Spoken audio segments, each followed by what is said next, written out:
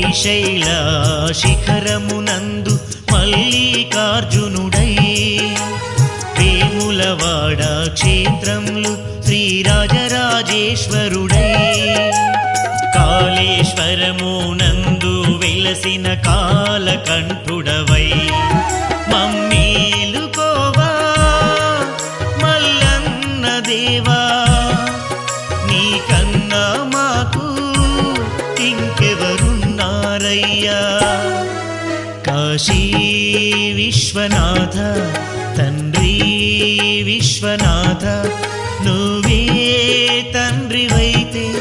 నా తల్లి విశాలాక్షి నువ్వే నాకు సాక్షి కాశీ విశ్వనాథ తండ్రి విశ్వనాథ హర హర మహదేవ శంభో హర హర మహదేవ